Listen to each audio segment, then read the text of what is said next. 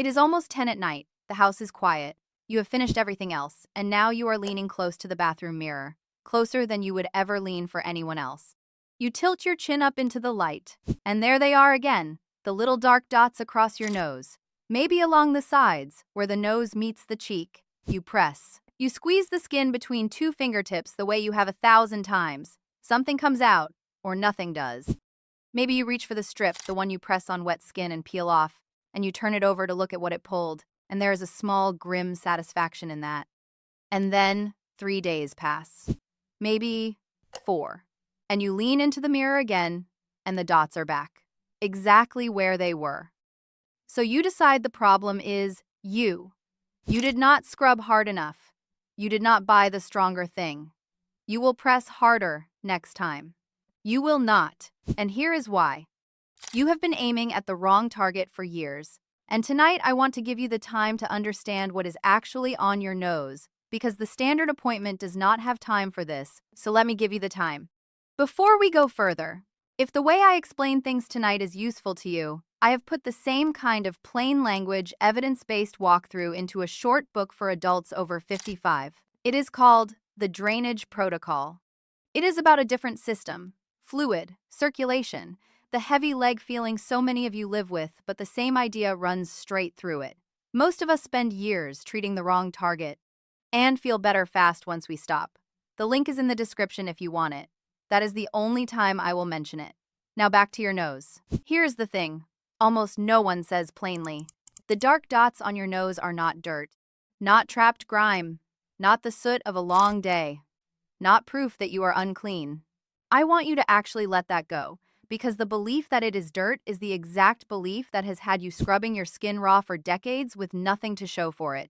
What you are looking at is a pore, a tiny opening to a hair follicle that has filled with a soft plug of your own skin's oil and your own dead skin cells. And the black part, the part you see, the part you keep attacking, is not a substance sitting on top. It is a color change. The plug, where its tip is open to the air, has darkened. The black is not dirt, it is oxidation, the same chemical reaction that darkens a cut apple or a sliced avocado left on the counter.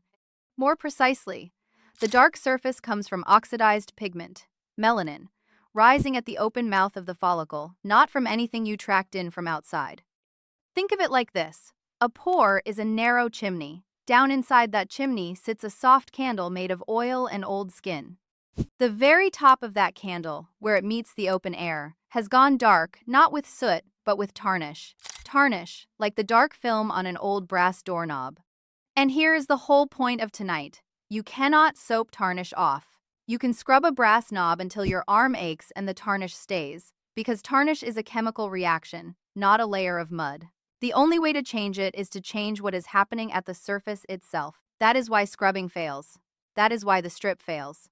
You have been polishing the doorknob and wondering why the color keeps coming back. If that single idea just landed for you, if you have been treating dirt that was never there, then subscribe, and we will keep doing exactly this, one honest mechanism at a time. Now let me give you the full picture, because once you see it, tonight's method will make complete sense, and you will never reach for a scrub again. Every pore on your nose is the opening of a hair follicle, and attached to that follicle is a small gland that makes oil.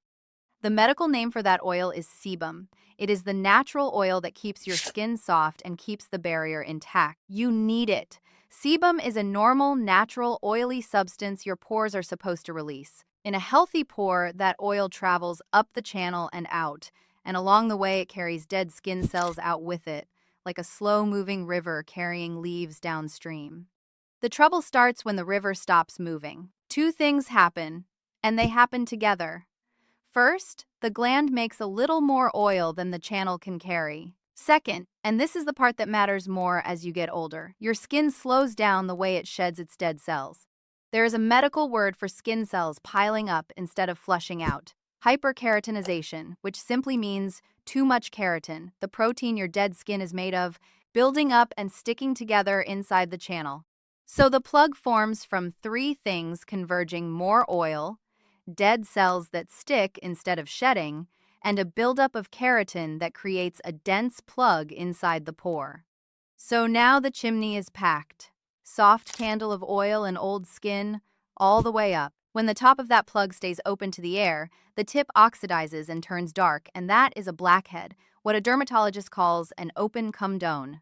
When the top is sealed over by skin instead, it stays pale, that is a whitehead, a closed comedone. Same plug, different lid. Now here is where I have to be honest with you in a way the products on the shelf never will be.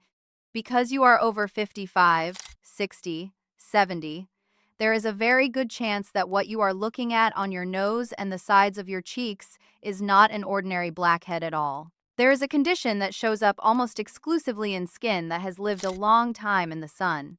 It is a solar disorder, open comedones, that appear in sun-damaged skin where chronic ultraviolet light has thickened the skin and broken down its elastic support. The plain name is solar comedones. The formal name is Farve Rakusho. These open and closed comedones cluster around the eyes and on the nose, cheeks, and forehead, and they are one of the many changes caused by years of sun exposure. The peak age for them is 60 to 80. Read that age range again, 60 to 80. That is many of you watching right now. Here is the difference, and it changes everything about how you treat this. A solar comedone is a pore that has been permanently widened by sun damage. The sun broke down the collagen and elastin around it, so the pore stretched open and stays open, constantly refilling with oil, skin cells, and whatever you put on top. An ordinary teenage blackhead is a pore that got clogged. A solar comedone is a pore that got stretched by decades of light and now cannot close on its own. So picture two different problems. The clog you can clear, the stretched, sun-loosened pore you can soften it, empty it, calm it, keep it from refilling so fast. But scrubbing it does nothing except injure the skin around it. The black tip is tarnish, the widened chimney is sun damage. Neither one is dirt, neither one responds to force. This is the wrong target laid all the way bare. For years the message was, you are dirty, scrub harder, strip it out. And the actual situation was, your oil is sitting in a stretched, sun-weathered pore, oxidizing at the tip, while the dead skin around it stopped flushing the way it did when you were 30. Force was never the answer. Force was the mistake. Let me walk through the things you have probably tried and tell you exactly why each one failed, because understanding the failure is what frees you from repeating it. The scrub. A gritty scrub works on the surface. The plug is a column down inside the chimney. You are sanding the doorknob and the tarnish is in the metal. Worse, over-scrubbing strips the skin's barrier, the skin panics, and the oil gland can produce more oil to compensate. You can scrub your way into more dots, not fewer. The squeeze. When you press, sometimes the plug pops out and you feel triumphant, but you have also pushed on a stretched, fragile pore. In dermatology, comedones are removed in a controlled way by a professional, with the skin softened first, precisely to avoid tissue damage and scarring. Your fingernails at the bathroom mirror do the opposite. You risk a tiny scar, you risk pushing oil sideways under the skin, and the pore refills within days because you changed nothing about why it filled. The strip. The strip grabs the very tip of the plug and tears it off. For a day, the dot is gone. But the pore is still stretched, the gland still makes oil, and within 72 hours, the chimney refills. The strip is a haircut, not a cure. And on thin, sun-aged skin, that yank can irritate and inflame skin that is already fragile. None of these touched the real mechanism. The oil, the dead cell buildup, the oxidation, the widened pore. Tonight we touch all four. Now I have to stop and say something important, and I need you to actually hear it. Almost everything I am describing tonight is harmless and cosmetic. Solar comedones are limited to the skin, with no internal disease behind them. The concern is cosmetic, not dangerous. But your nose and cheeks are also the most sun-exposed skin on your body, which makes them a common place for things that are not harmless. So here is your rule. If one spot is different from all the others, if a single dark mark is growing, changing shape or color, has a ragged or uneven border, itches, bleeds, crusts, or will not behave like the dots around it, that is not a blackhead to squeeze. That is a spot to show a doctor. A dermatologist can tell in moments what a mirror cannot. Do not treat an odd one with a strip. Get it looked at. And if you have a face full of these and you want them properly cleared, a dermatologist can do controlled extraction and may prescribe a stronger version of what we will talk about tonight. For solar comedones, the standard guidance is sun protection, a prescription retinoid cream at night, gentle washing, and stopping smoking, which makes them worse. Nothing tonight replaces that. It walks you toward it. Before we get to the method, let me give you 3 things you can check tonight in your own mirror so you actually know what you are dealing with. Information before instruction, always. The first is the stretch test. Lean into good light. Place a fingertip on each side of a cluster of dots and gently stretch the skin apart gently. No pressing. Watch what happens. If the little dark specks mostly disappear when the skin is stretched and reappear when you let go, many of those are likely not true comedones at all. They are sebaceous filaments, the normal, natural lining of oil inside a healthy pore. Sebaceous filaments are natural structures around the follicle, part of your skin's normal balance, not a disorder. You do not need to fight those. You will never win because they are supposed to be there, and they refill in a day. If instead the dots stay as distinct dark plugs even when the skin is taut, those are more likely true open comedones worth a gentle routine. The second is the texture test. Close your eyes and run a clean fingertip very lightly across the area. Sebaceous filaments feel like nothing smooth. True comedones and solar comedones often feel like the faintest grit, tiny raised or pitted points. Your fingertip will tell you more than your eyes. The third is the odd one out test, and it is the one that matters most for safety. Scan the whole area and ask one question. Does everything look like a family, same size, same color, same behavior? Or is there one that does not belong? Families of dots are almost always the cosmetic kind. The one that does not belong goes to a doctor. That is the entire test. People always ask me what to eat for their skin, so let me be careful and honest here, because this is an area full of overpromising. There is some evidence that 2 things in the diet are associated with more breakouts in people prone to them. A diet heavy in high glycemic foods, the white bread, the sugary drinks, the things that spike your blood sugar fast, and for some people, dairy. I want to be precise. This is an association seen in research, not a proven cause, and it is far stronger for inflammatory acne in younger skin than for the quiet solar comedones we are discussing tonight. So, I am not going to tell you that a slice of bread put the dots on your nose. It did not. But if you are prone to clogged pores, steadying your blood sugar will not hurt your skin and helps the rest of you. On the protective side, the honest answer is gentler than the internet wants it to be. Foods rich in omega-3 fats, the oily fish, the walnuts, the flax seeds support the skin barrier. Colorful plants give you the antioxidants your skin uses to defend against the same oxidation we have been discussing. And water keeps skin supple. None of these dissolve a plug. All of them give your skin a better baseline to heal from. Eat for the whole body, and the skin comes along. What you put on the skin matters far more than what you eat for this particular problem. So, let us go there. Here is the method. 7 nights to begin the reset, and I am going to be straight with you about what 7 nights can and cannot do, because anyone who promises your nose will be flawless in a week is selling you the next strip. In 7 nights, you will not erase pores that the sun widened over 40 years.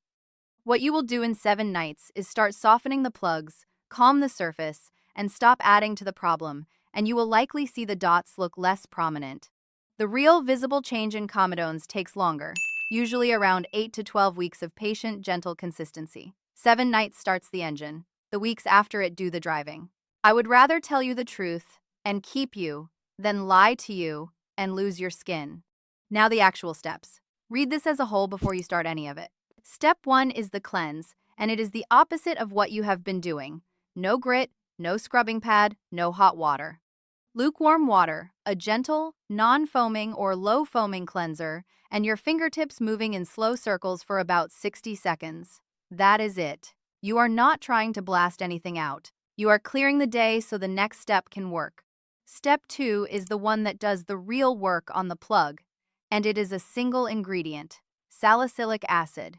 Here is why it, specifically. Remember that the plug is made of oil. Water and oil do not mix. Sending a water-based scrub at an oily plug is like trying to rinse grease off a pan with cold water alone. It beads off and does nothing. Salicylic acid is different.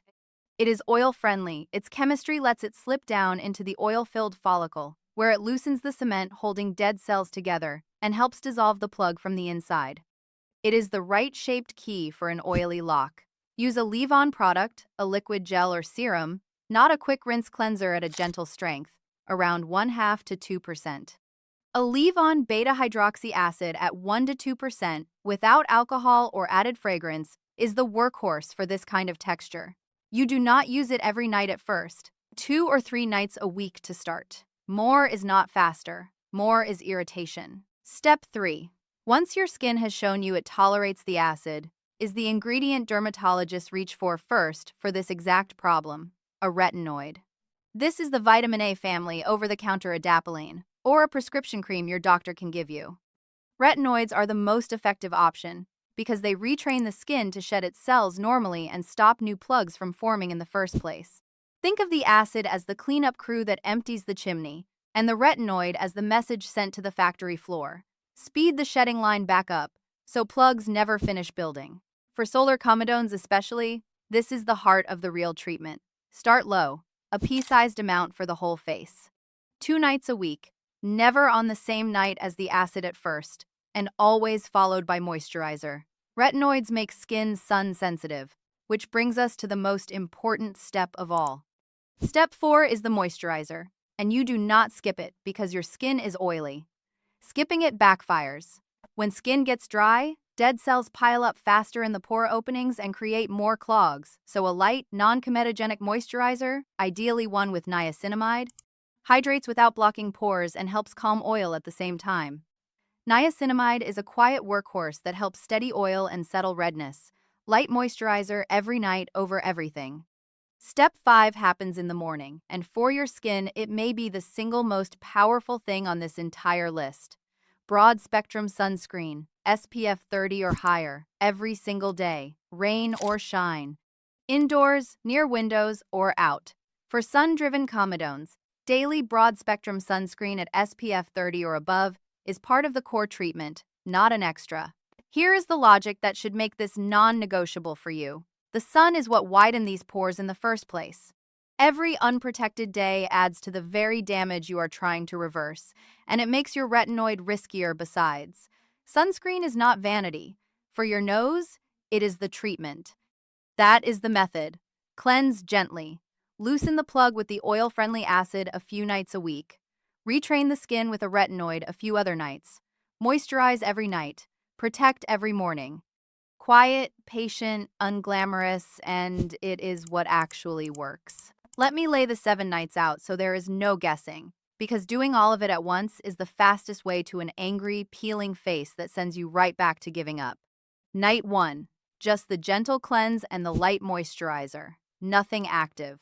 You are establishing the calm baseline and confirming your skin is happy. Night 2. Patch test the salicylic acid. A small dab on one side of the nose only. Cleanse, dab, moisturize. You are checking for stinging or redness, not results. Night 3. If the patch was fine, cleanse. Apply the salicylic acid across the area. Moisturize. Night 4. Rest the actives. Cleanse and moisturize only. The rest nights are not optional. They are where the skin recovers and the work actually consolidates. Night 5. Patch test the retinoid the same way, a small amount on one area. Cleanse, pea-sized retinoid, moisturize on top. Never the acid tonight. Night 6. Rest again, cleanse, and moisturize. Night 7. If the retinoid patch was fine, a gentle, full application of the retinoid, then moisturizer. And every single morning across all 7, the sunscreen.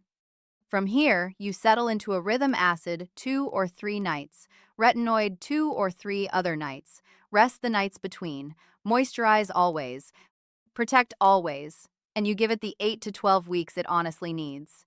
If at any point the skin gets red, tight, or flaky, you are going too fast. Drop back to rest nights until it calms, then rebuild slower. Slower is faster here. It always is. So what do you actually do tonight, in the next 20 minutes, before you forget any of this? First, do the stretch test in good light, so you know whether you are looking at true comedones or the normal sebaceous filaments that no method will ever erase, and so you spot the one that does not belong. Second, throw the scrub and the strips in the bin. Actually do it. As long as they live in your cabinet, you will reach for them at 10 at night. Remove the temptation. Third, wash your face the gentle way, lukewarm water, fingertips, 60 slow seconds, and feel how different that is from what you have been doing. Fourth, put on a light moisturizer and leave your skin alone. No pressing, no mirror leaning. Tonight is night one. Fifth, set out your sunscreen where you will see it in the morning, because that is the step you will be tempted to skip, and it is the one that decides whether any of this holds. That is tonight. Not dramatic, that is the point. Now, I want to ask you something, and I read every answer. What decade are you in your 60s, your 70s, your 80s? Tell me below. I ask because it genuinely changes the picture. The older the skin, the more likely those dots are solar comedones rather than ordinary clogged pores. And the more the sun protection matters over the scrubbing you were sold. So tell me your decade, and tell me which part of your face you have been fighting longest. It shapes which video I write you next. Here's what I want you to walk away holding. The dark dots on your nose were never dirt. They were oil and old skin, sitting in pores the years widened, darkened at the tip by nothing more than air. You were handed the wrong target, dirt, scrubbing, force, and you spent years aiming at it, and the dots came back every time because the target was never there. Tonight, you aim at the real thing. You stop scrubbing tarnish off the doorknob. You soften the plug with the right key. You retrain the skin to clear itself. You protect it from the light that loosened it, and you give it the weeks it needs. No strip, no squeeze, no mirror at midnight. Be patient with the skin you are in. It has carried you through a great deal of sunlight. Treat it like something worth keeping, because it is. I will see you in the next one.